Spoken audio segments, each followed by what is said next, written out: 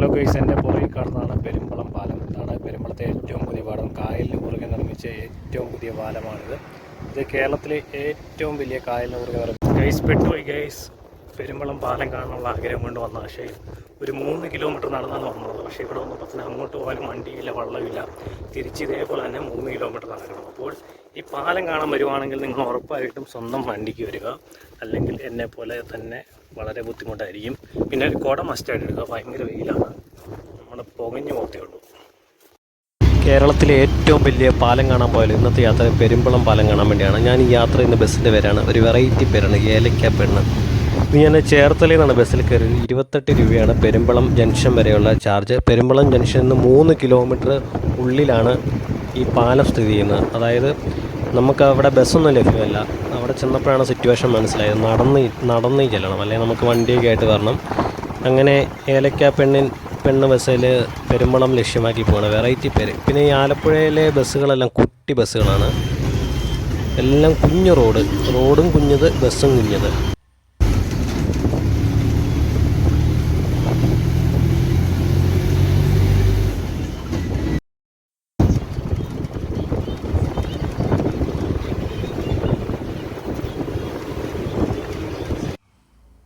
അങ്ങനെ നമ്മുടെ ബസ് തവണക്കടവ് ബോട്ടിയെട്ടിയിൽ എത്തിയിരിക്കുകയാണ്. ഇതിൻ്റെ ഓപ്പോസിറ്റാണ് വൈക്കം ബോട്ടിയെട്ടി. ഇവിടുന്ന് ബൈക്കത്തേക്ക് എപ്പോഴും ബസ്സുണ്ട്.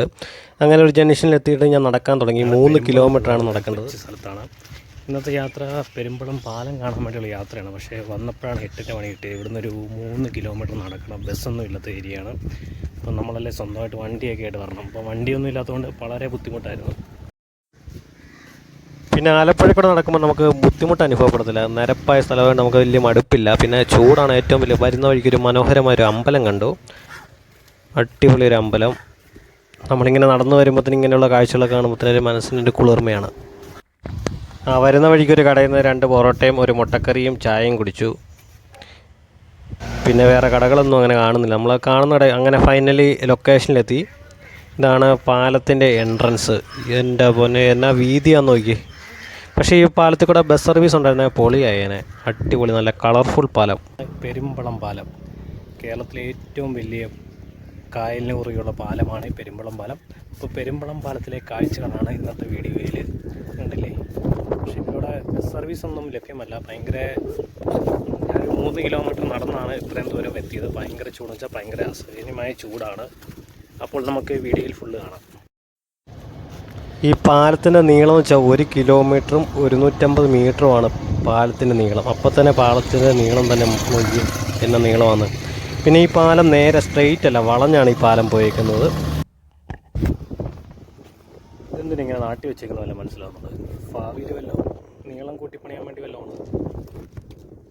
ഭയങ്കര കാറ്റാണ്.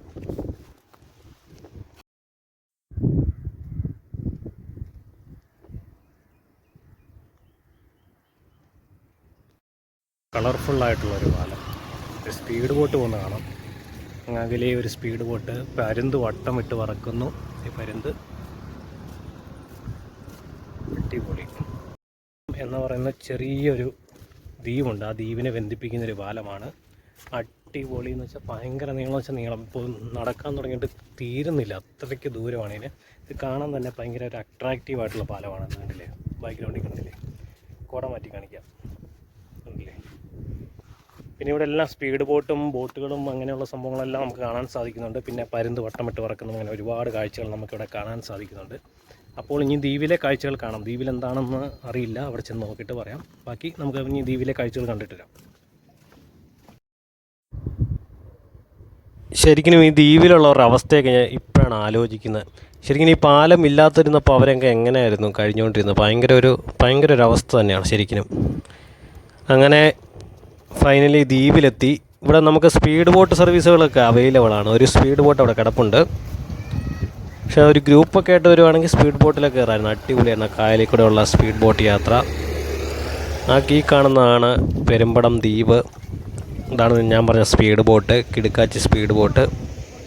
ഇതാണ് ദ്വീപ്. നമ്മളങ്ങനെ ദ്വീപിൽ കയറിയിട്ട് തേരാപ്പാറ ദ്വീപിലൂടെ നടക്കുകയാണ്. ഒന്നും കാണാനില്ല. പിന്നെ ഭയങ്കര വെയിലെന്ന് വെച്ചാൽ ഭയങ്കര വെയിൽ. ഉച്ച സമയം, വൈകുന്നേരമൊക്കെയാണ് ഇതിലൂടെ യാത്ര ചെയ്യാൻ നല്ലത്. അങ്ങനെ ഒന്നും കാണാത്തതുകൊണ്ട് ഞാൻ വീണ്ടും തിരിച്ചു പോവുകയാണ്. സ്പീഡ് ബോട്ട് ഈ പാലം കാണാൻ വരുമ്പോൾ സ്വന്തം വണ്ടിയില്ലാതെ വരരുത്. വന്നു കഴിഞ്ഞാൽ പെട്ടു പോകത്തേ ഉള്ളൂ. വണ്ടിയും ഇല്ല വള്ളവും ഇല്ലാത്തൊരു സ്ഥലമാണിത്. സ്വന്തം വണ്ടിയായിട്ട് തന്നെ വരിക.